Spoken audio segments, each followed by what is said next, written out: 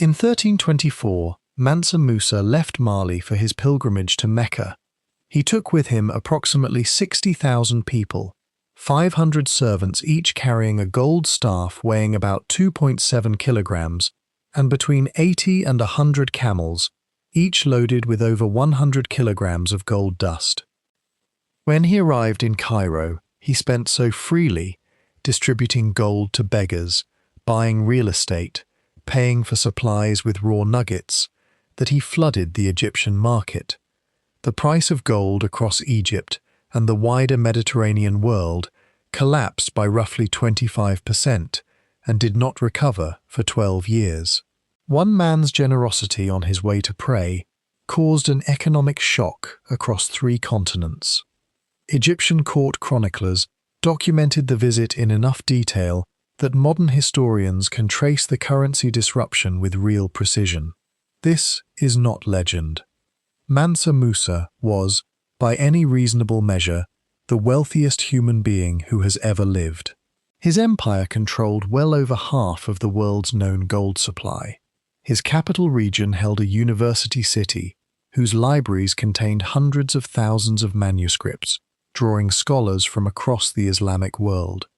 Within 50 years of his death, his own family was tearing itself apart over the throne. Within a century, the empire that had made him famous was shrinking on every border. By 1600, it was gone, absorbed first by a rival African empire, then by a Moroccan invasion force, and largely forgotten by the outside world that had once marveled at his gold. So here is the question worth sitting with. How does the richest empire in human history disappear into the Sahara? West Africa, in the early 13th century, was not the empty, undeveloped landscape that later European narratives liked to imagine. It was a crowded, competitive world of kingdoms, trade cities, and commercial networks that had been building wealth and complexity for centuries before anyone in Europe had heard the word Mali. The Sahel is the long semi-arid belt of land running across Africa between the Sahara Desert to the north and the tropical forest belt to the south. It occupies one of the most valuable commercial positions in the pre-modern world, because it sits exactly between 2 things the ancient economy desperately wanted to connect: the gold of sub-Saharan Africa and the markets of the Mediterranean and Middle East. The Sahara itself is not really a wall. It is an enormous sea of sand that, with the right technology, could be crossed. And the camel caravan was that technology, carrying goods across nearly 2,000 kilometers of nothing, in exchange for enormous profit on the far side. Gold came from the south. The Bambouk and Bure goldfields, in the river valleys of what is now western Mali and Guinea, were among the richest deposits of placer gold anywhere on Earth. Generations of Soninke and Mandinka miners had been panning that gold from riverbeds and seasonal floodplains since at least the 8th century, and the trade routes carrying it north were already old by the time Mali existed. Arab geographers writing before Mali's founding already described a land of gold somewhere south of the Sahara, a place whose location they could only guess at, because so few outsiders had ever actually reached it and returned to tell the story with any precision. Salt came from the other direction. At Tagaza, deep in the Sahara, workers cut great slabs of rock salt directly from the desert floor and loaded them onto camels for the long trip south. In a hot climate with no refrigeration, salt was not a seasoning, it was survival, essential for replacing what the body sweats out in extreme heat, and its scarcity in the Sahel gave it a value that could rival gold ounce for ounce in some markets. Travelers' accounts from the period describe salt slabs being weighed against gold dust in direct barter, a detail so striking that it became one of the standard images later writers used to convey how precious and how strange this trading world was to outsiders. Before Mali, the power controlling this trade corridor was the kingdom of Sosso, ruled by a king named Sumanguru Kante, who dominated both the goldfields and the southern end of the caravan routes. Sumanguru's grip was tight enough, and his tribute demands heavy enough, that the Mandinka clans under his control had every reason to want a different arrangement. The chiefs of the region were not merely restless subjects. Many of them had watched Sumanguru systematically eliminate rival claimants to authority, understanding perfectly well that consolidation of power in a single ruthless hand often meant consolidation of risk for everyone beneath him. What they got, in the person of a young man nobody expected much from, was a new empire entirely, one built not by a single conqueror acting alone, but by a coalition of grievances finally finding a leader capable of uniting them. It is worth pausing on just how unlikely this outcome looked at the time. Sumanguru Kante was, by every contemporary account, one of the most feared rulers in the entire region, a man whose reputation for both battlefield success and ruthless elimination of rivals had discouraged serious resistance for years. The Mandinka clans who eventually rallied against him did not do so quickly or easily. Many had watched previous attempts at rebellion crushed, their leaders killed as examples to discourage further defiance. What changed the calculation was not simply Sumanguru's cruelty reaching some breaking point, but the emergence of a leader whose personal story, exile, hardship, and an unlikely return, gave the scattered grievances of multiple clans a single rallying point they could unite behind without any one clan having to accept subordination to another's chosen candidate. That detail matters enormously for understanding everything that followed, because the empire Sundiata built inherited this same structural logic from its very founding, a confederation of proud, independent clans who had joined together around a specific leader's personal authority, not around an abstract institution that would automatically transfer loyalty to whoever inherited the throne next. Sundiata Keita is both a documented historical figure and the hero of one of the greatest oral epics in the world, and untangling the two requires care, because the sources that preserve his story were never meant to separate history from legend in the first place. The Sundiata epic has been carried forward by the griots, the hereditary praise singers and oral historians of Mandinka court culture, in a living performance tradition stretching from the 13th century to today. In its telling, Sundiata was born with a physical disability that kept him from walking as a child, mocked by rival wives at his father's court, who feared what he might become if he ever grew into his strength. He was exiled after his father's death, wandered among neighboring courts building alliances and reputation, and eventually returned, cured of his disability by his own determination according to the epic's most famous scene, to lead a coalition of Mandinka clans against Sumanguru Kante. At the Battle of Kirina, around 1235, that coalition won, and Sundiata became the founding ruler of a new empire. This is not purely legend.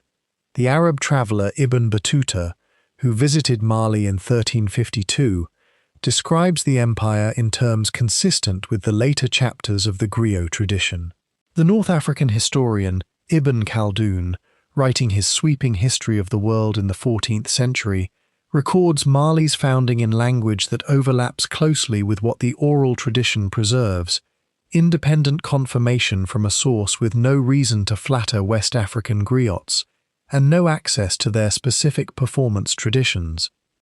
The Battle of Kirina itself is remembered with a level of tactical and geographic specificity, named locations, named commanders, described maneuvers involving Allied cavalry closing from multiple directions at once, that historians read as a sign of genuine historical memory rather than pure invention. Griot performances describe Sumanguru's own supernatural defences, his shape-shifting abilities, and the specific magical countermeasures Sundiata needed to defeat him, details that function, in the epic's symbolic language, as a way of communicating just how formidable and how feared Sumanguru actually was as a historical ruler. And the political document that followed the victory is, if anything, more remarkable than the battle. At an assembly held at Kurukan Fuga, Sundiata and the allied clan leaders proclaimed a charter, the Manden Kurufaba, that established the empire's founding principles. It abolished the enslavement of Mandinka people by other Mandinka people, laid out protections for women and children, guaranteed safety for foreign visitors, and assigned specific hereditary occupational roles to specific clans, weaving the empire's social structure together in a single founding document that oral tradition has preserved across nearly 8 centuries of retelling. In 2009, UNESCO recognized the Kurukan Fuga Charter as an intangible cultural heritage of humanity, an extraordinary nod to a 13th century oral constitution that still shapes how Mandinka communities across West Africa understand their own history and their own social obligations to one another. The oral transmission of this material presented its own preservation challenges across the centuries, entirely different from the challenges facing a written archive but no less demanding. Each griot lineage trained its successors through years of memorization, correction, and performance practice, developing techniques for encoding historical information in rhythmic and musical patterns that made errors easier to catch and harder to introduce accidentally. Different regional griot traditions preserved somewhat different versions of the Sundiata epic, emphasizing different episodes or attributing slightly different details to specific events. And rather than treating this variation as a flaw, modern scholars of oral history have come to see it as evidence of a genuinely living tradition, one continuously reinterpreted and reperformed rather than frozen at a single moment, the way a written text might be. When ethnographers and historians began systematically recording griot performances in the 20th century, they found remarkable consistency in the epic's core structure and its major named figures, even across communities separated by hundreds of kilometers and centuries of independent transmission, a consistency that argues strongly for a genuine shared historical memory beneath the surface variation. The Niger River is the artery of West African civilization, and nothing about the Mali Empire makes sense without understanding its relationship to that river, as farmland, as fishery, as highway, and as the connective tissue between the goldfields of the south and the trading cities of the north. The Niger's inland delta, in what is now central Mali, is one of the most productive agricultural environments on the continent. Each year between July and December, the river spreads out into a maze of channels and shallow lakes, flooding the land and depositing rich silt across the floodplain. Farmers planted as the waters receded, harvesting good crops in ordinary years and excellent ones after a strong flood. The delta's fish population, among the richest freshwater fisheries anywhere in Africa, supplied the protein that let the region's cities grow far larger than their farmland alone would allow, and specialized fishing communities developed hereditary rights to specific stretches of water that were respected across generations, regardless of which empire claimed political authority over the region. Timbuktu sat at the exact point where this river system came closest to the Sahara's caravan routes, the Niger's great northward bend. Goods arriving by boat from the south could be transferred onto camels heading north. Goods arriving by camel from the Sahara could be loaded onto boats heading south. That single geographic fact, more than any other, explains why an unremarkable trading post, reportedly founded as a seasonal camp by Tuareg herders who left an elderly woman named Buktu in charge of their belongings while they moved with their herds, became one of the wealthiest cities in the medieval world within a few generations of Mali's rise. None of this works without the camel. The Arabian camel can go for days without water, carry heavy loads across sand where wheels are useless, and tolerate the brutal swing between scorching days and freezing desert nights that would kill most other pack animals within a week of exposure. Without it, only small, fast, lightly loaded parties could cross the Sahara at all. With it, a caravan could move hundreds of kilograms of gold or salt across 2,000 kilometers of desert in about a month and arrive with a payload worth the risk. Caravans of this scale sometimes numbered in the thousands of animals, requiring careful coordination of departure timing, water allocation, and rest schedules that made caravan leadership a specialized and highly respected profession in its own right. The specific routes, the water sources, the star patterns for night navigation, the seasonal timing that avoided the worst heat, were the accumulated, hard-won knowledge of generations of Tuareg, Berber, and Arab caravan guides, transmitted almost entirely through oral instruction and years of apprenticeship rather than written manuals. A single navigational mistake, missing a well by even a few kilometers in the wrong direction, could kill an entire caravan, and the guides who could reliably avoid such mistakes commanded fees and respect appropriate to the life or death responsibility they carried. Controlling the southern end of those routes was what made a Mali Mansa rich. Keeping that control against every rival who wanted to route around it was the empire's permanent strategic problem, one that would eventually prove impossible to solve indefinitely. The seasonal rhythm of the caravan trade also shaped the political calendar of the entire region in ways that are easy to overlook. Major caravans typically departed in specific windows tied to temperature patterns, meaning that the flow of goods, information, and diplomatic correspondence through Mali's territory was not continuous but came in predictable waves. Rulers timed important announcements, tribute collections, and even military campaigns around these caravan cycles, since a Mansa who wanted news of his accomplishments to reach the Mediterranean world needed to have that news ready before the caravans departed for the season. This created a kind of built-in public relations calendar for Mali's kings, one that Mansa Musa, in particular, seems to have understood and exploited with unusual skill when he arranged the timing and scale of his own pilgrimage to maximize the impression it would leave on merchants and scholars who would carry word of it back along the same routes that had made his empire wealthy in the first place.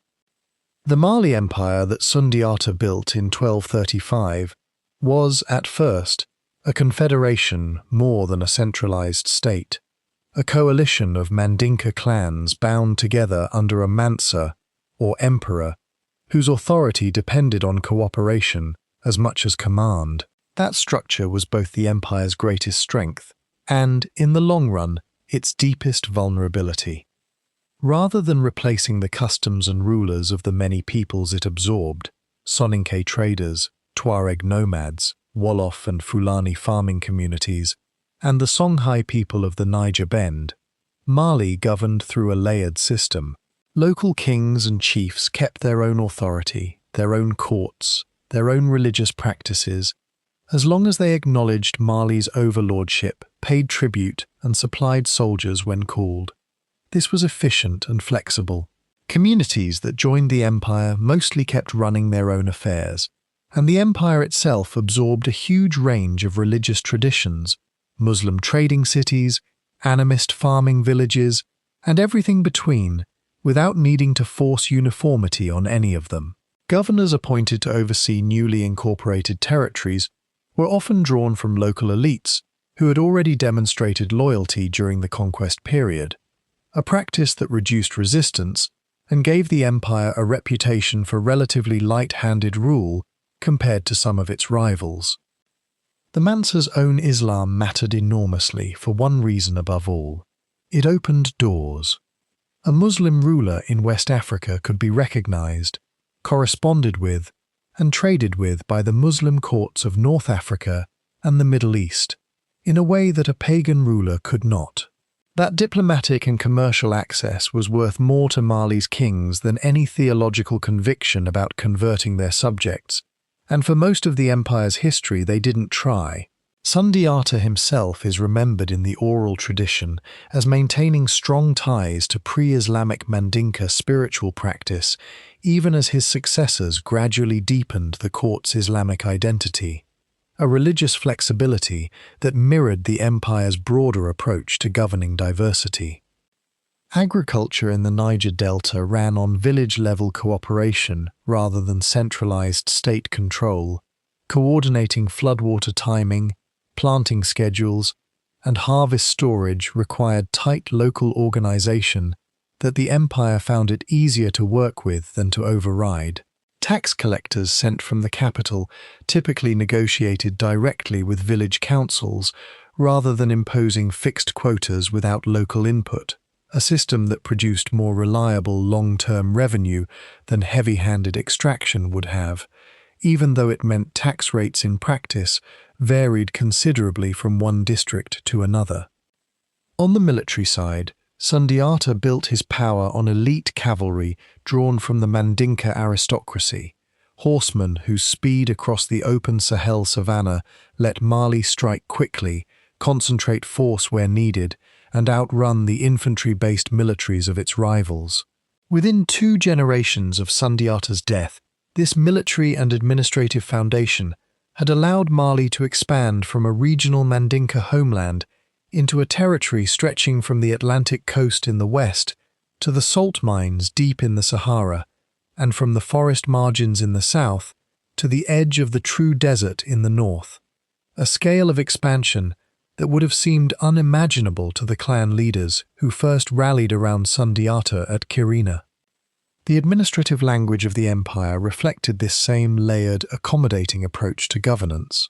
Official correspondence with North African and Middle Eastern courts was conducted in Arabic, the shared language of Islamic diplomacy, while internal administration relied heavily on Mandinka and other regional languages spoken by the officials actually running day-to-day affairs in the provinces. This linguistic flexibility meant that a farmer in a remote agricultural village never needed to learn Arabic to understand what was expected of him, while the empire's rulers could still present themselves credibly to the wider Islamic world as sophisticated, literate monarchs worthy of diplomatic respect. Court records, tax documents, and legal rulings existed in multiple linguistic registers depending on their intended audience, a practical bilingualism that mirrored the empire's broader talent for holding together very different communities without forcing any single cultural template onto all of them at once. Mali's military was purpose-built for a specific landscape, open savanna, seasonal rivers, and commercial cities strung along trade routes, with none of the road networks or logistical infrastructure of the larger Asian and European empires of the same era. Cavalry was the empire's striking force, drawn from aristocratic Mandinka families whose status was tied directly to their role as mounted warriors. The horses were small, hardy West African breeds, not the massive war horses of medieval Europe, but animals well suited to crossing long distances on savanna grass and surviving the region's disease environment, particularly the trypanosomiasis carried by tsetse flies that made larger imported breeds impractical in much of the empire's southern territory. They gave Mali armies the speed to punish rebellion or defection anywhere in the empire faster than any rival could organize a defense, and contemporary Arab accounts describe Mali cavalry forces numbering in the tens of thousands during major campaigns, an army size that few other sub-Saharan African states of the period could match. Control of the goldfields was the true military objective, and most Mali campaigns were not fights for territory in the conventional sense. They were operations to guarantee that gold-producing communities kept selling through Mali's commercial network instead of diverting production elsewhere. The credible threat of cavalry showing up fast, backed by the memory of what happened to communities that tried to cut Mali out, was usually enough to keep the system running without constant fighting. Mali rulers understood, in a way that many conquest-focused empires did not, that a thriving and cooperative gold-producing region generated far more long-term wealth than a devastated and resentful one, and this understanding shaped their military strategy toward deterrence and selective punishment rather than routine destruction. Siege warfare against the mud-brick cities of the Niger Bend was less brutal than its European or Asian equivalents, partly because those cities were vulnerable to sustained blockade, and partly because negotiated surrender usually served everyone's interests better than destruction. A city that surrendered on good terms kept its markets running, its scholars teaching, and its merchants trading, all activities that generated tax revenue for the new overlord. A city leveled by assault produced nothing for anyone, a lesson that Mali commanders appear to have internalized more consistently than many of their contemporaries elsewhere in the world. Mali expanded mostly by offering attractive terms backed by credible force, not by burning its way across the map. The one enemy this system could never fully solve was the Tuareg of the deep Sahara, nomads with no fixed cities to threaten, no settlements to punish, and an intimate knowledge of desert terrain that let them vanish the moment a Mali force too strong to fight showed up. Punitive expeditions into true desert territory were exhausting, expensive, and often simply failed to locate the Tuareg groups responsible for a given raid or act of defiance, since desert communities could relocate their entire camp within days and leave no easily followed trail. That specific vulnerability, a fast, mobile empire that still couldn't project lasting power into true desert, would eventually cost Mali its most valuable city.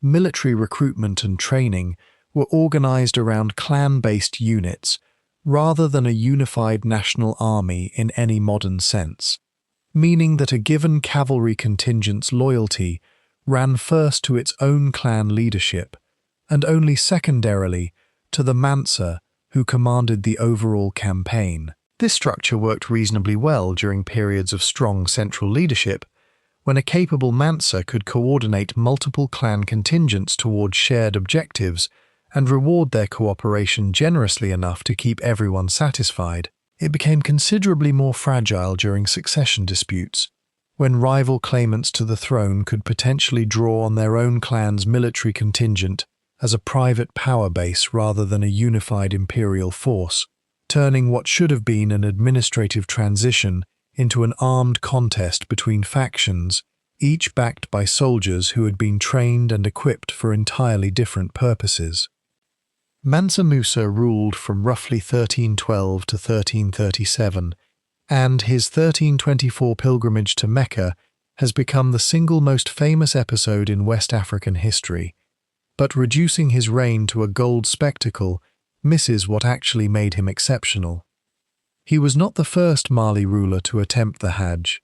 His predecessor, Mansa Abu Bakr II, reportedly launched an expedition of 2,000 boats into the Atlantic to explore what lay beyond the western horizon, and was never heard from again, a story preserved in Arab sources that has fascinated historians, debating whether West African mariners might have reached the Americas over a century and a half before Columbus. Musa's own pilgrimage was partly a restoration of Mali's standing in the Islamic world, proof that the empire's ruler was devout, capable, and, as it turned out, staggeringly wealthy.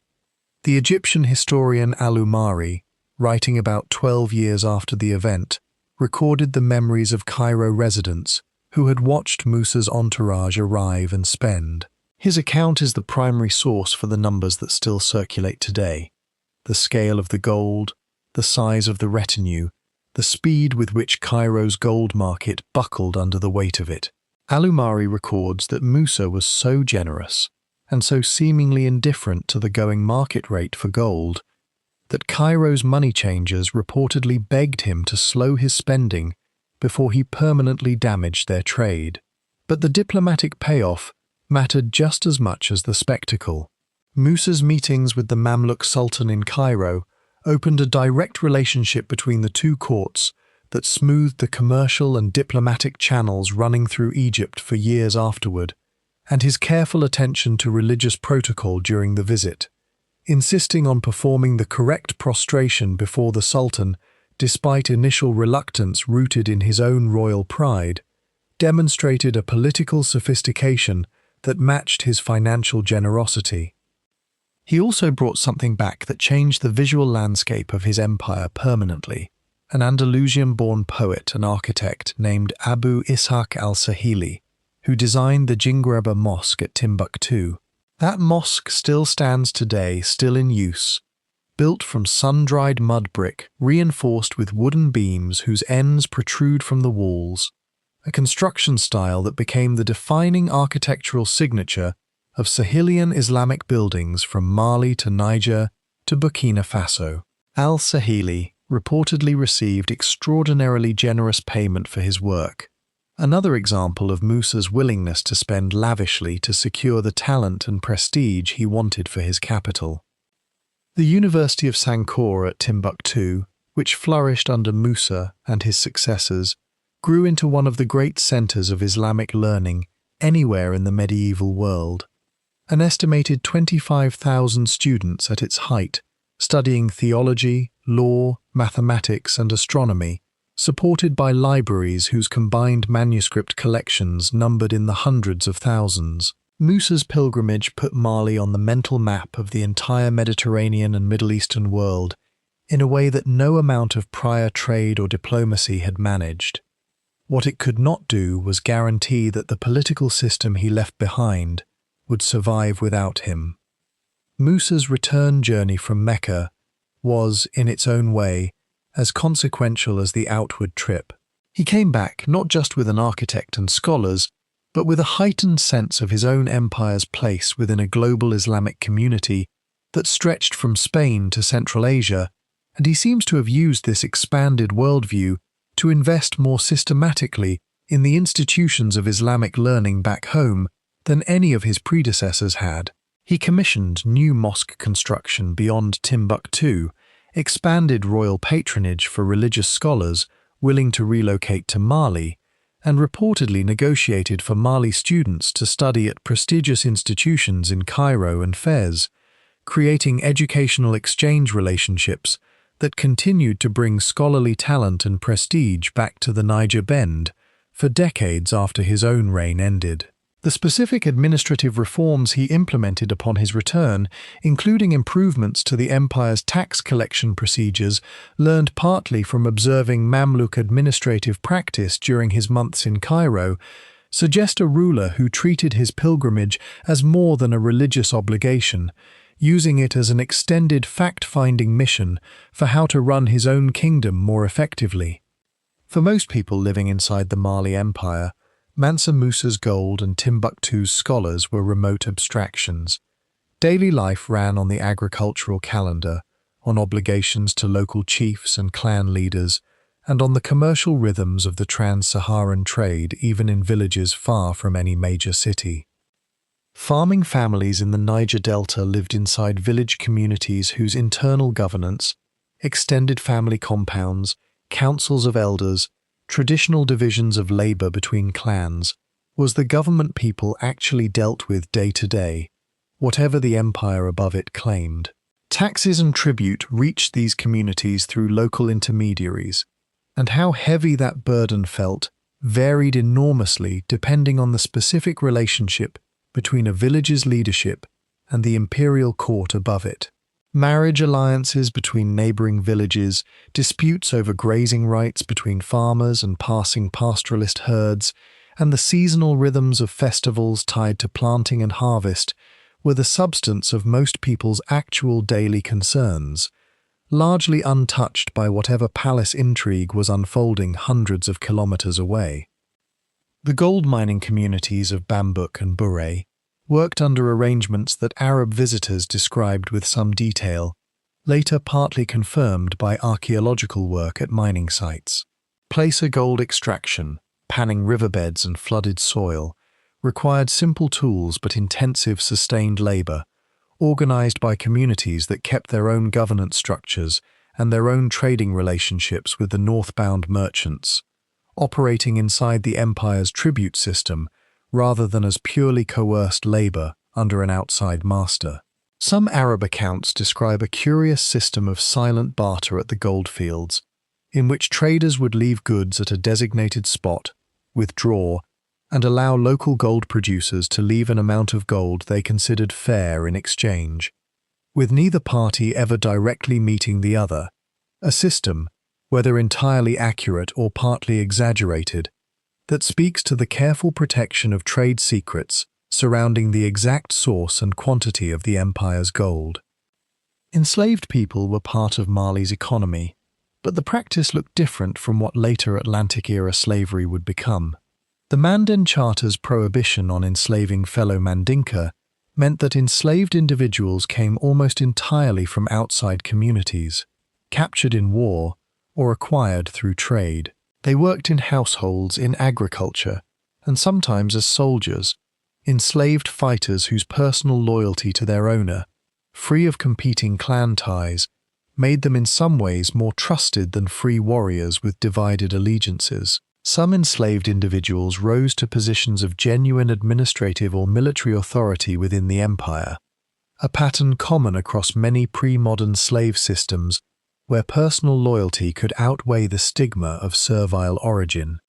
Food across the empire reflected its geography, sorghum and millet as staples, supplemented with fonio and rice in the Delta region, fish from the Niger, and meat from the cattle, sheep, and goats of the Sahel's pastoral communities. Fermented locust bean paste, pepper sauces, and peanut-based dishes, flavors that would later cross the Atlantic and reshape cuisines on the other side of the ocean, were already part of daily cooking in Mali long before anyone in Europe had heard the empire's name. Markets in even modest-sized towns typically offered a surprising range of goods thanks to the Trans-Saharan trade passing through the region, meaning that ordinary Malian households sometimes had access to imported items like North African textiles or Mediterranean glassware that would have been considered luxuries in many other parts of the medieval world. Health and medicine in the empire combined practical herbal knowledge accumulated over generations of local practice with Islamic medical texts that circulated through Timbuktu's scholarly networks, particularly translations and commentaries on classical Greek and Arabic medical scholarship that had traveled south along the same caravan routes carrying gold and salt. Local healers, often drawing on both traditions simultaneously, treated the specific health challenges of the Sahel environment. The parasitic diseases common near standing water, the injuries and illnesses of a population whose livelihoods depended heavily on physical, agricultural, and pastoral labor, and the periodic epidemics that swept through densely populated trading cities where merchants from many distant regions mixed freely.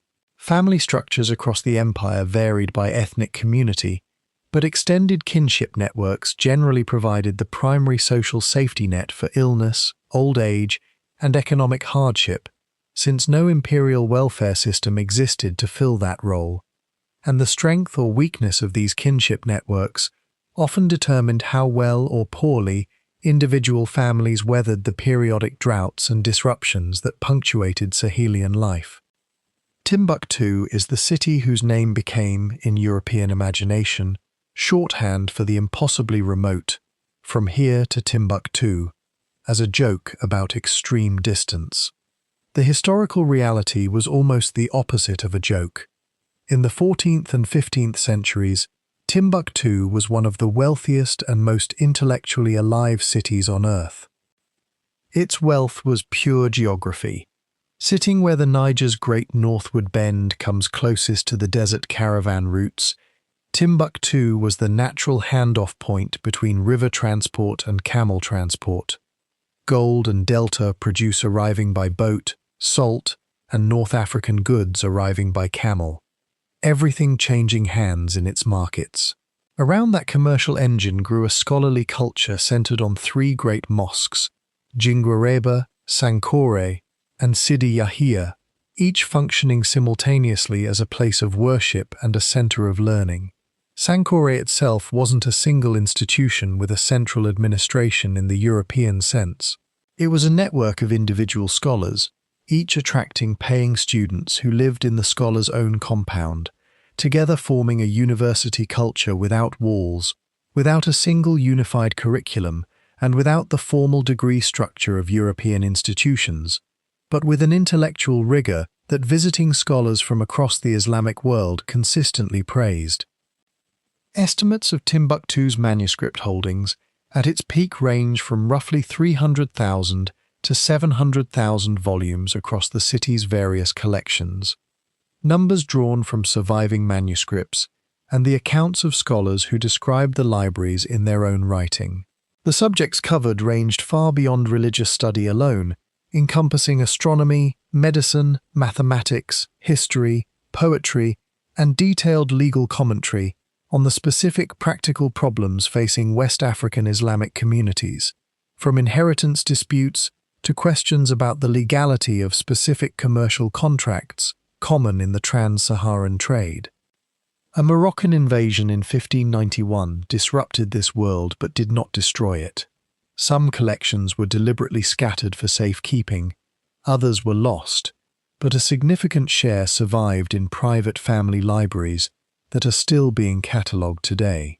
Families in Timbuktu often took enormous personal risks across subsequent centuries of political instability to protect manuscripts inherited from ancestors who had once studied or taught at Sankore, hiding them in metal trunks, burying them in desert sand, or simply keeping their existence secret from outsiders who might have looted or destroyed them.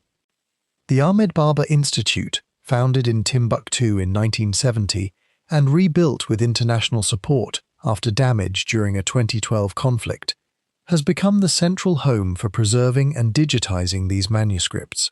The Institute estimates that between 300,000 and 400,000 manuscripts remain scattered in private hands across the region, with roughly 40,000 currently held in its own collection, an ongoing preservation effort that ranks among the most significant historical projects underway in Africa today, involving conservators, historians, and digitization specialists working against the constant threats of climate, insects, political instability, and simple decay. Djenné, though somewhat overshadowed in popular memory by Timbuktu's fame, was arguably just as commercially significant during the Mali period, serving as the primary gateway connecting the inner Niger Delta's agricultural wealth to the broader Trans-Saharan network. Its great mosque, rebuilt multiple times over the centuries but continuously occupying roughly the same site since the height of Mali's power, remains today the largest mud brick structure in the world and a UNESCO World Heritage Site in its own right.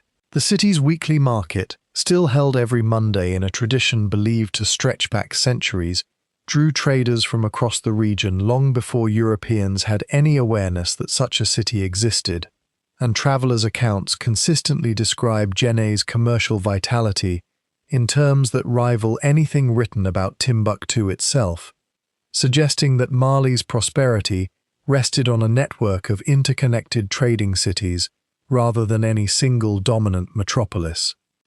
The religious world of the Mali Empire was more layered than the simple label Muslim Empire suggests, and understanding that complexity explains both the empire's cultural achievements and some of the tensions that eventually helped pull it apart.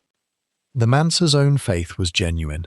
Musa's pilgrimage was an act of real devotion. His patronage of Timbuktu's scholars reflected sincere intellectual and religious commitment, and the Arabic diplomatic correspondence linking Mali to the wider Islamic world was more than commercial theatre. But the population he ruled ranged from Orthodox Sunni Muslims in the trading cities to animist farming and pastoral communities across the Sahel's margins, each with their own understanding of spiritual forces governing rainfall, harvest success, and protection from illness. The imperial court's approach, Islamic in its own practice and self-presentation, tolerant of very different religious traditions among its subjects, was pragmatic politics dressed as policy rather than a philosophy of pluralism for its own sake, but it worked well enough to hold together an empire of extraordinary religious diversity for centuries. The griots occupied a place in Mandinka court life that never sat entirely comfortably with strict Islamic orthodoxy. Their tradition of preserving ancestral memory through praise poetry, their central role in legitimizing royal authority through genealogy, and their hereditary caste status were all features of a pre-Islamic social order that stricter interpretations of Islam would have rejected outright, since orthodox Islamic teaching generally discourages the kind of hereditary spiritual specialization the griot tradition represented. The Mali court's decision to keep the griot tradition running alongside its Islamic identity was one of the specific accommodations that held the empire's culture together, and it produced one of the richest oral historical traditions anywhere in the world, a tradition that has outlived the empire itself by nearly 8 centuries. Marabouts, Islamic scholars and spiritual teachers scattered across the empire, grew steadily more politically important as the empire matured. Their authority came from learning and spiritual reputation rather than clan ties or military command, which made them useful advisors whose loyalty wasn't compromised by competing family interests. Rulers frequently sought their blessing before major military campaigns or important political decisions, and marabouts were often called upon to mediate disputes between rival clans precisely because their religious standing placed them, in theory, above ordinary political factionalism. But that same independence meant a marabout with enough prestige could become a rallying point against a Mansa whose own standing was slipping, an ideological weapon available to critics of weak rulers in the empire's later, more troubled decades, when the gap between Islamic scholarly expectation and actual court behavior grew increasingly difficult to paper over. Ancestor veneration and beliefs about the spiritual significance of the Niger River itself persisted alongside Islamic practice throughout the empire's history, particularly among farming and fishing communities whose livelihoods depended directly on the river's behavior and whose ritual calendars marked the flood cycle, with ceremonies whose roots predated Islam's arrival in the region by many centuries. These traditions were rarely recorded in the Arabic sources that dominate the written historical record, since the scholars producing those texts were generally more interested in documenting orthodox Islamic learning than the animist practices of rural communities, meaning that much of what is known about pre-Islamic and syncretic religious life in Mali comes from much later ethnographic work, oral tradition, and the archaeological evidence of ritual objects and burial practices recovered from sites across the region, rather than from any contemporary written account produced during the empire's own lifetime. Mali's technological strengths were concentrated exactly where its environment and economy demanded them: gold extraction, desert navigation, construction suited to extreme climate, and the preservation of knowledge in conditions that are brutal on almost every kind of document. The placer gold mining methods used at Bambouk and Bure, panning alluvial deposits from riverbeds and flooded soil using simple sluices and hand tools, were sophisticated enough to sustain roughly 2/3 of the entire world's gold production for the better part of 3 centuries, according to historians of the medieval gold trade. That scale required organized labor and a reliable local supply of iron pans, wooden sluices, and leather water containers, itself a meaningful manufacturing sector within the empire's economy, supporting specialized craftsmen whose products were essential to an industry that generated the empire's single most important export commodity. Crossing the Sahara safely required navigation skills that deserve to be called technology, even though they were never written down as formal astronomy in the way European or Islamic scholarly astronomy eventually was. Traveling by night, the only practical time to move in extreme heat, meant maintaining direction purely by the stars, across terrain with no landmarks, where an error of a few degrees could mean missing a well by enough distance to die of thirst. Tuareg and other Saharan guides carried this knowledge: pole star identification, tracking specific stars against the horizon, reading the slow rotation of the night sky to hold a course for hours, in oral tradition and hands-on training passed from guide to apprentice, functionally comparable in sophistication to the celestial navigation systems of any seafaring culture, even though it left behind no written treatises for later scholars to study directly. The Banco mud brick technique on display at the Jingwareba Mosque and other Mali-era buildings is a genuinely clever answer to a hard climate problem. High clay mud brick insulates against both the punishing daytime heat and the surprisingly cold desert nights, using materials available on-site rather than imported ones. Wooden structural beams embedded in the walls, the ones whose ends still protrude visibly from Sahelian mosque exteriors today, create a composite structure that resists the cracking pure mud brick develops under constant thermal swings, and also serve as built-in scaffolding for the annual replastering that keeps the buildings functional. These buildings need yearly replastering after the brief but intense rainy season erodes their surface, a communal maintenance ritual that brings entire neighborhoods together each year. And the fact that local communities have kept up that maintenance tradition for 7 centuries is itself a remarkable form of technological and cultural continuity. Manuscript production and preservation in Timbuktu's dry Saharan climate also deserves recognition as a genuine technical achievement. Paper imported through Trans-Saharan trade routes, ink formulated from local plant and mineral sources, and specific binding and storage techniques adapted to protect against insects, humidity swings, and the physical stress of desert heat, all reflect accumulated craft knowledge whose sophistication is visible in the sheer survival rate of manuscripts that are, in some cases, over 500 years old and still legible today.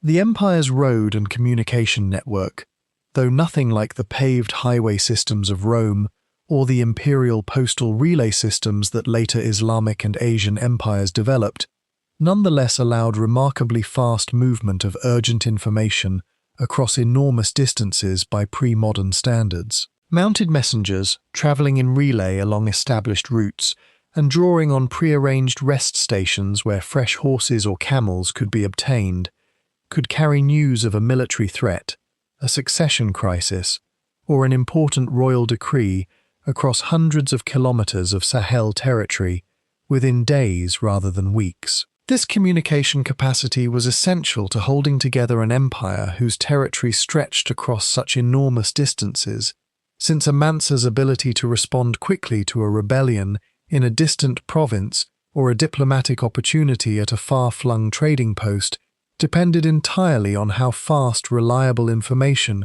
could travel back and forth between the capital and the periphery.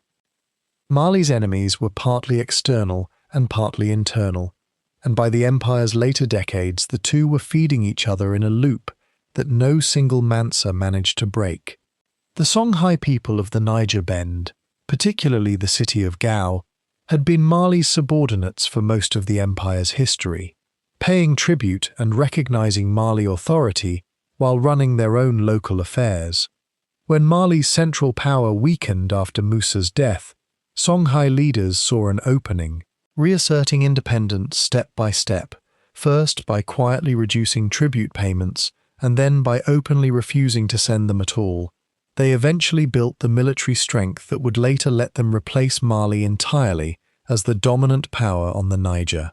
The specific Songhai rulers who orchestrated this gradual break from Mali authority understood, correctly, that outright rebellion while Mali was still strong would have been suicidal, and that patience combined with careful military build-up was the safer path to eventual independence. The Tuareg of the Central Sahara were Mali's most persistent external headache in the empire's declining years. For the same reason they had always been difficult. They were nomads with nothing fixed to threaten and total command of the desert terrain. Their capture of Timbuktu in 1433, expelling the Mali governor and taking direct control of the empire's most valuable commercial city, was the single clearest sign that Mali had lost the military capacity its wealth depended on. For 35 years, Mali forces attempted repeatedly and unsuccessfully to retake the city, each failed expedition further damaging the empire's prestige and encouraging other territories to consider whether Mali authority was still worth respecting.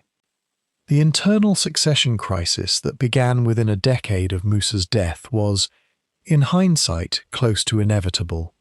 Mali's political system, like every empire in this pattern, ran on the personal authority of whoever sat on the throne, rather than on institutions that could function on their own. When Musa died around 1337, the empire's direction was decided by competition among his sons, brothers, and their respective factions, a fight that burned through political energy and treasury reserves the empire badly needed for managing its external problems. Court officials who might otherwise have devoted their attention to administration or diplomacy instead found themselves calculating which claimant to support, a distraction that weakened the empire's capacity to respond coherently to threats on every front simultaneously. The Arab traveller Ibn Battuta, visiting Mali in 1352, about 15 years after Musa's death, left the most detailed outside account of the empire that survives. He describes a court still holding on to impressive ceremony, still commanding real territory and trade revenue, still respected by its neighbours. He also records specific moments of dysfunction. A judge he recommended was executed, foreign visitors were treated with less courtesy than he'd seen at other Islamic courts, small signs of an institution under real strain behind its ceremonial grandeur, visible to a careful outside observer, even if they weren't yet obvious to casual visitors dazzled by the court's remaining wealth and pageantry. Neighbouring powers watched Mali's gradual weakening with obvious interest, and diplomatic correspondence from the period, preserved in fragments across various North African archives, shows rulers from Morocco to Egypt carefully tracking which Mali succession claimant currently held the upper hand, since commercial relationships and trade agreements negotiated with one Mansa might not be honoured by whichever rival eventually replaced him. This diplomatic uncertainty itself became a further drag on Mali's commercial position, since merchants and foreign courts increasingly preferred dealing with more politically stable trading partners, even when Mali's underlying commercial infrastructure and gold supply remained, for the moment, largely intact. Reputation, once damaged by visible political instability, proved remarkably difficult to repair, even during the brief interludes when a capable Mansa temporarily reasserted stronger central control. At its territorial height under Mansa Musa, Mali covered an estimated 2 million square kilometers, the entire watershed of the upper Niger and Senegal rivers, the Bambouk and Bouré goldfields, the western Saharan salt routes, and the great commercial cities of the Niger Bend, including Timbuktu, Djenné, and Gao. The scale of gold production this territory controlled is the single most striking economic fact about Mali's peak. Historians working from Arab sources and medieval Mediterranean coinage evidence estimate that West African mines produced somewhere between 2/3 and 3/4 of the entire world's gold supply during the 13th and 14th centuries, nearly all of it flowing through Mali's commercial network. In practical terms, that meant the Mali Mansa's own commercial decisions could move the price of gold across the whole Mediterranean world, making him one of the single most economically powerful people alive, capable of destabilizing currency markets thousands of kilometers away simply through the scale of his personal spending. Diplomatic recognition followed naturally from that economic weight. Musa's 1324 pilgrimage generated diplomatic contacts documented in Egyptian, North African, and even European sources. The Catalan Atlas of 1375, produced by the Majorcan cartographer Abraham Cresques and presented to the King of France, depicts Mansa Musa enthroned in West Africa, holding a gold nugget and a golden scepter, labelled the richest and most noble lord in all the land of gold. This was one of the most advanced maps available anywhere in Europe at the time, and its central image of Mali's wealth shows exactly how far the empire's reputation had travelled. 3,000 kilometres, and 38 years after the pilgrimage that inspired it, still a defining image in European geographic imagination of what lay south of the Sahara. Timbuktu's intellectual prestige matched its commercial reach. The traveller known in Europe as Leo Africanus, visiting the city around 1510, wrote that more profit was made there from the book trade than from any other commerce, a striking claim whose literal accuracy is uncertain, but whose message is clear.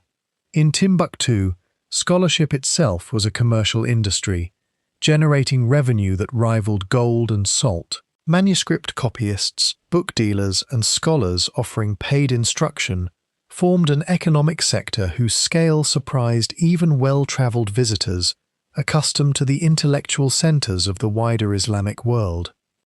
The sheer scale of Mali's peak-era territory also created governance challenges that no medieval administrative system could fully solve, regardless of how capable any individual Mansa happened to be.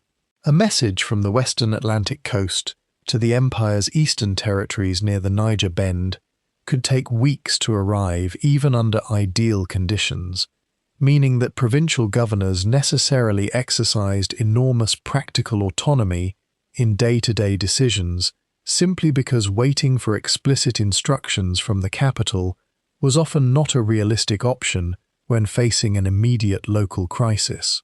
This distance-driven autonomy worked reasonably well as long as governors remained loyal and competent, but it also meant that the empire's practical unity depended heavily on a web of personal relationships and demonstrated loyalty between the Mansa and his provincial officials, relationships that, like everything else in Mali's political system, could not simply be inherited automatically by whichever successor eventually took the throne.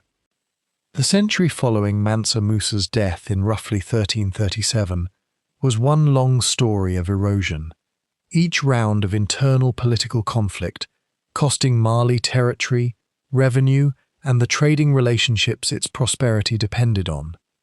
The succession crisis after Musa's death produced, across 2 generations, a rapid sequence of Mansas whose reigns were short, whose authority was constantly contested, and whose energy went into surviving palace politics rather than managing the empire. Ibn Khaldun's chronicle traces the sequence: Musa succeeded by his son Magan, then by his brother Suleiman, then by Suleiman's own son, and onward through a pattern of contested claims that never fully stabilized. Each transition of power weakened the administrative continuity that a stable empire required, as newly installed rulers replaced experienced officials loyal to their predecessors with their own preferred appointees, disrupting institutional knowledge that had taken years to develop. At the same time, the commercial map that had made Mali wealthy was starting to shift underneath it. Portuguese ships began working down the West African coast in the mid-15th century, opening the first stages of a maritime route that would eventually let gold reach Europe directly by sea, bypassing the Trans-Saharan caravan routes that Mali's entire economy had been built around. This shift hadn't fully arrived by the time Mali's political system collapsed, but Portuguese trading posts established on the Senegambian coast in the 1440s were an early signal of where trade was heading, a warning sign that Mali's weakened leadership was in no position to respond to strategically, even if they had fully grasped its long-term significance. The loss of Timbuktu to Tuareg control in 1433, and the 30 years of failed attempts to retake it, was the empire's single most damaging blow, not because of the city's physical size, but because of what it represented. A Timbuktu outside Mali's protection was a city that anyone controlling the northern caravan routes could tax and exploit freely, siphoning off revenue that had once flowed to the Mali treasury. Every failed Mali expedition to recover it broadcast the same message to every rival in the region.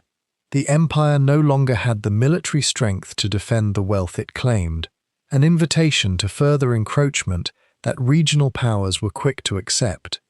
Drought cycles across the Sahel in the 14th and 15th centuries, visible today in lake sediment and tree ring records from the region, piled environmental stress on top of political dysfunction.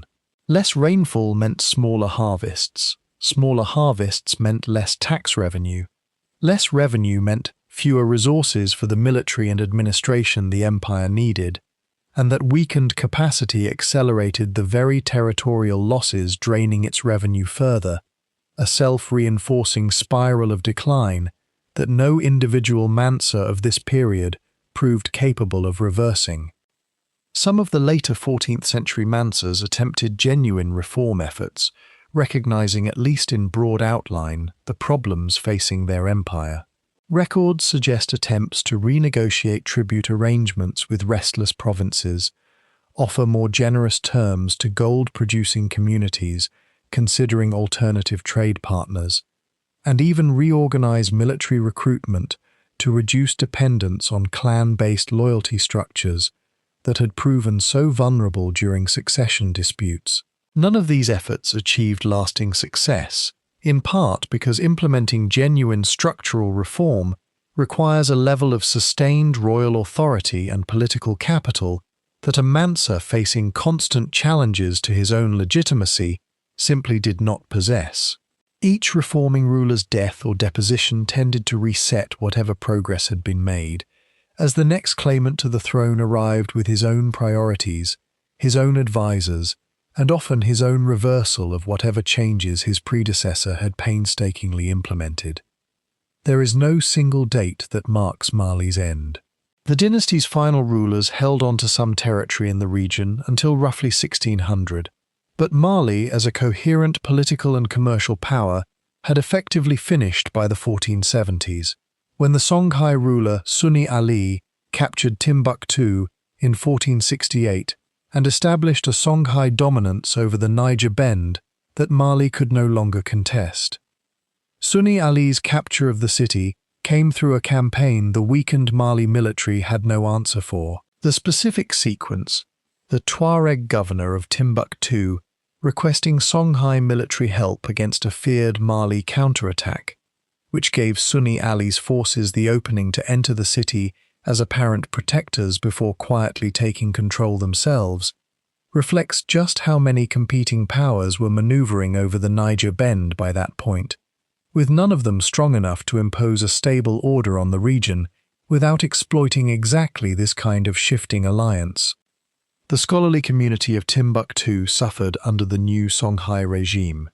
Contemporary chroniclers, including Mahmud Kati, describe scholars arrested, some killed or driven into exile, and the city's intellectual institutions disrupted by military occupation and by Sunni Ali's personal hostility toward the Marabout establishment, whose political influence he viewed as a direct threat to his own authority. This period of disruption, while eventually eased under Sunni Ali's more accommodating successors, demonstrated that Timbuktu's scholarly prestige alone could not protect it from whichever military power happened to control the surrounding region. The final blow to the entire regional order came later, in 1591, when a Moroccan army crossed the Sahara carrying matchlock firearms and defeated the Songhai Empire, Mali's successor as regional power, at the Battle of Tondibi. The firearms that decided that battle were the same technology quietly transforming warfare across Europe and the wider Mediterranean world. Technology that had never made its way south across the Sahara to West African armies still fighting with cavalry, spears and bows, leaving them catastrophically unprepared for what a firearms-equipped force could accomplish, even with vastly inferior numbers. By then, whatever remained of Mali's court had already been swallowed by the wider collapse of the Trans-Saharan commercial order that had given the whole Niger Bend region its wealth and importance in the first place. When Moroccan forces occupied the northern end of the trade routes, and Portuguese ships began carrying West African gold to Europe by sea instead, the commercial foundation beneath every power in the region, Mali's remnants included, was undercut all at once, closing the book on a trading system that had defined the region's political economy for over 6 centuries. The human cost of this prolonged collapse is easy to lose sight of amid discussions of trade routes and succession politics, but it was real and considerable. Communities caught between competing Mali, Songhai and Tuareg claims to authority faced repeated disruption to their agricultural cycles, their trading relationships, and in some cases their physical safety, as armies from multiple directions passed through contested territory, over the course of the 15th century. Refugees from conflict zones sought shelter with relatives in more stable regions, straining local resources and sometimes creating new social tensions in communities suddenly hosting displaced populations. The scholarly and merchant elite of the major cities, whose wealth and mobility gave them more options, sometimes relocated entirely to more stable trading centers further from the immediate zones of conflict, a slow bleeding of talent and capital away from the Niger Ben's traditional centers that further weakened the very cities whose prosperity had once defined Mali's golden age. Mali's legacy is, in several ways, the most underappreciated of any great medieval empire, partly because its physical remains are less visually dramatic than Egyptian pyramids or South Indian temple towers, and partly because its historical record lives mainly in oral tradition and Arabic manuscripts, rather than the carved stone monuments that shaped how Western historians wrote about other civilizations for so many generations. The ongoing effort to document Timbuktu's surviving manuscripts is the most urgent current chapter in preserving Mali's heritage. In 2012, Islamist militants occupied Timbuktu and deliberately destroyed some manuscript collections they considered heretical for blending pre-Islamic and Islamic content. In response, ordinary citizens of Timbuktu organized on their own initiative to smuggle tens of thousands of manuscripts south to Bamako before the occupation tightened its grip. A story of grassroots cultural preservation that brought international attention to a slower documentation effort that had been underway for decades, and that demonstrated just how deeply this manuscript tradition mattered to the descendants of the community that produced it. Since then, an international restoration campaign funded by UNESCO, the Aga Khan Development Network, and government donors including Germany, Norway, and Luxembourg has focused on digitizing and conserving what survived, rebuilding damaged institute facilities, and creating digital archives so the manuscript's content no longer depends on a single vulnerable location. Roughly 300,000 manuscripts have been digitized so far, with an estimated comparable number still sitting undocumented in private family collections scattered across the wider region. Archaeological investigation of Mali's physical sites remains at an early stage compared to what the historical record suggests is there, slowed by regional instability, the remoteness of the terrain, and the sheer difficulty of identifying medieval layers in places that have been continuously inhabited ever since. Genetic research on Mandinka and related West African populations has confirmed the deep historical roots and migration patterns the oral tradition describes, even if it can't isolate anything as specific as a royal bloodline from population-wide genetic data.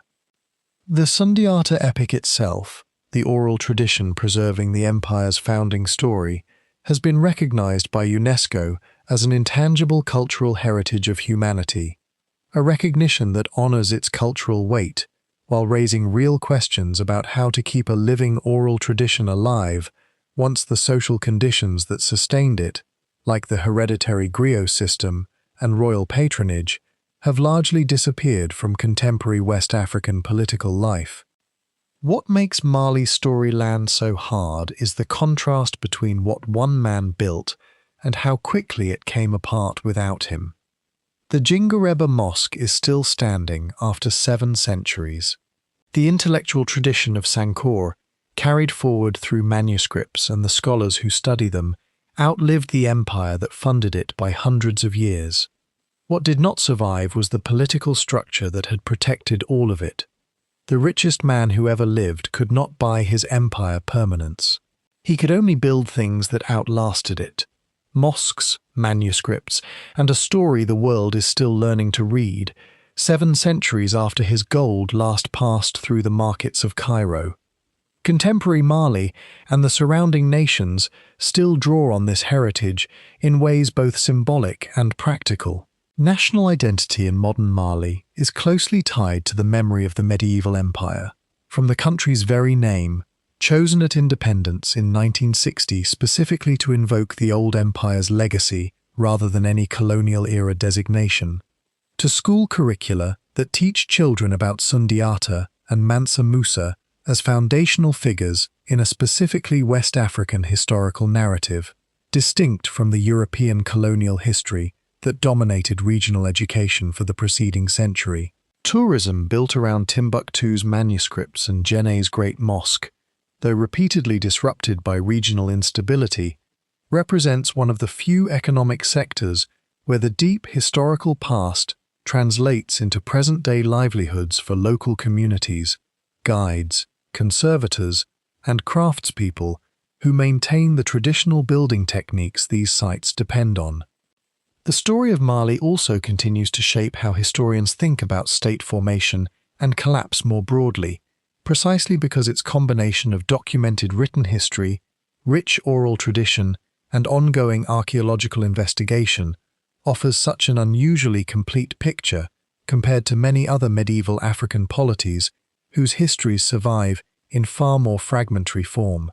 Scholars studying imperial resilience and collapse across world history increasingly cite Mali alongside better-known cases like Rome or the Mongol successor states, recognizing that the specific pattern on display here, extraordinary wealth and cultural achievement, undermined by succession structures built around personal loyalty rather than durable institutions, is not a uniquely African failure, but a nearly universal challenge that confronted nearly every pre-modern empire that ever achieved comparable scale and success.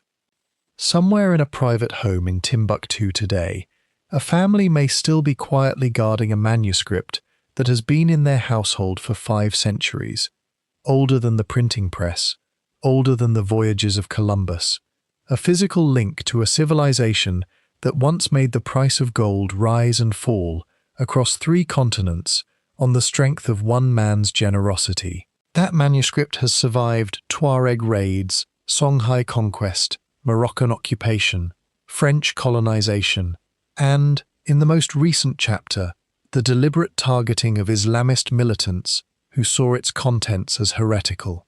It has survived because ordinary people, generation after generation, decided it was worth protecting. That is, in the end, the most honest answer to the question this whole story keeps circling back to. Empires fall. Gold gets spent, hoarded, stolen, or simply loses its relevance as economies change around it. Armies lose battles to better weapons, better tactics, or simple bad luck. But knowledge, once it is written down and someone somewhere decides it matters enough to keep, has a chance at outliving all of that. Mansa Musa spent gold that reshaped medieval economies on 3 continents. What remains of his empire 700 years later has almost nothing to do with the gold at all.